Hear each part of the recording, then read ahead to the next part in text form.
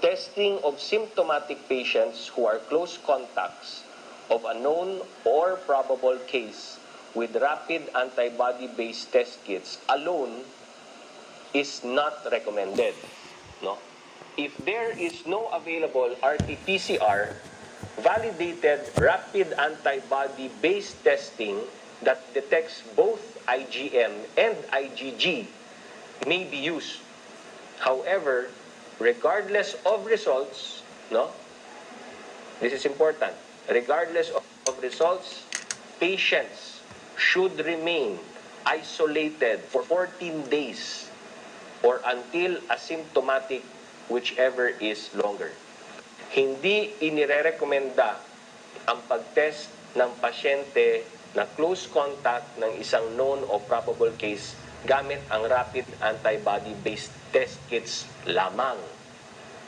Kung walang RT-PCR, maaring gamitin ang validated rapid antibody-based testing na nakakadetect ng IgM at IgG.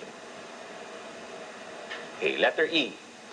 Para sa non-healthcare workers na walang sintomas. 1. All asymptomatic non-healthcare workers who are close contacts of confirmed cases need to complete 14 days of quarantine from the date of last contact with the confirmed case, either at a temporary treatment and monitoring facility or home quarantine, if and only if merong solo room and toilet, regardless of rapid antibody-based test results. If symptoms develop at any time, collect samples for RT-PCR testing. Number 2, rapid antibody-based testing may be used for asymptomatic non-healthcare workers who are close contacts of confirmed COVID-19 cases, provided rapid antibody-based kits are validated, PPEs are available for the healthcare worker performing the test. Okay. 3. For settings where resources permit and there is sufficient availability of rapid antibody-based testing kits and PPEs, testing may be done twice. Ito yung sinasabing double tap or double test. No? The first, this is for rapid antibody test kits. The first must be done at the time of isolation, but preferably at least 5 days from exposure. Kasi dito lumalabas yung antibodies mo based on science. And the second one, or another, on the last day of quarantine. So yun yung 14 days. So 5 days and 14 days. Number 4, for settings with limited availability of rapid antibody-based testing kits and PPE, testing may be done only once during, and it should be during, the 14th day from contact with a confirmed case. Okay? Pero all in all, sa lahat ng sinasabi kong ito, dapat isolated. Isolated yung PUM na yun. Okay?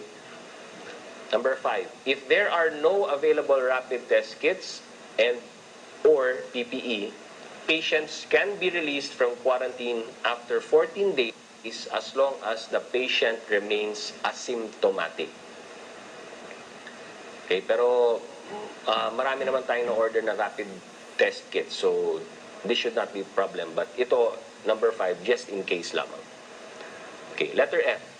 Para sa ating mga kababayan na galing abroad o returning overseas Filipinos, ito naman po ang guidelines. Number 1, lahat po ng OFs or overseas Filipinos na umuwi sa Pilipinas galing sa ibang bansa na may community-based COVID-19 transmission, halos lahat naman ng bansa meron na, no?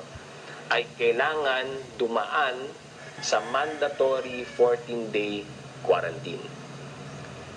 Number 2, pwede pong i-test ang OF gamit ang antibody test pagpasok sa quarantine facility. at pagkatapos ng 14-day quarantine period para sa appropriate action sa pag-discharge. Okay? So, all OFs to ha.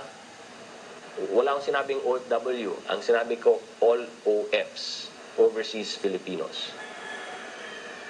Letter G. For surveillance of areas with suspected COVID-19 community-based transmission. Number 1, expanded testing in areas with suspected COVID-19 community-based transmission can be performed at the household, purok, and barangay level with a proper sampling methodology in collaboration with the Epidemiology Bureau and local health officials. Ito yung para sa surveillance, no? Ang expanded testing sa mga lugar na may suspected COVID-19 community-based transmission ay pwedeng gawin na sa level ng tahanan, purok at barangay gamit ang tamang sampling methodology sa tulong ng Epidemiology Bureau at local health officials. Number 2, dapat gamitin ang isang properly validated antibody testing kit para dito. A. Pending availability of PRNT validation by RITM, all who intend to conduct their own validation studies are requested to, number 1, register their studies through COVID-19RDT@gmail.com. COVID-19RDT@gmail.com, including updates on the status of ethics approval. Number 2, use the protocol for local validation study for asymptomatic contacts provided nasa Annex C ng guidelines. And number 3, you must report the testing results. Okay. Pangatlo, testing of asymptomatic people should be performed with proper safety precautions, including hand hygiene, use of appropriate PPE, for conducting the test, respiratory hygiene, waste disposal, and patient care equipment. Dapat po maghugas ng kamay, gumamit ng PPE pag nagtetest ng mga individual kahit na walang sintomas. At dapat i-dispose po ng tama ang mga PPE at iba pang kagamitan na ginamit sa pagtetest. Lastly, all asymptomatic patients should be referred for RT-PCR testing and isolated accordingly. Lahat ng pasyenteng may sintomas ay dapat ipatest gamit ang RT-PCR at dapat ma-isolate agad. So, before wrapping up, just a few reminders for our viewers. Pinapaalala lang po ng Department of Interior and Local Government ang mga guidelines sa paggamit na ibinigay na 6.197 billion peso bayanihan grant to provinces. Sinabi sa DBM, Local Budget Circular number 126 dated April 13, 2020, na ang BGP, ito naman po yung sa provinces, no? Nauna na yung nabigay yung para sa cities and municipalities, ito naman po yung para sa provinces. Ang BGP ay gagamitin para lamang sa COVID-19 response. At ito ay subject pa rin po sa umiiral na patakaran sa procurement, budgeting, accounting, and auditing rules and regulations. Saan po pwedeng gamitin ang BGP? Pwede po itong gamitin na dagdag pondo para sa mga ospital na pinapatakbo ng provincial government. Para sa COVID-19 related expenses tulad ng pambili ng PPE, para sa equipment, reagents at kits para sa COVID-19 testing, para sa gamot at vitamina, at para sa ospital equipment at supplies, para pambili ng disinfectant, sprayers, at iba pang disinfecting supplies at misting equipment.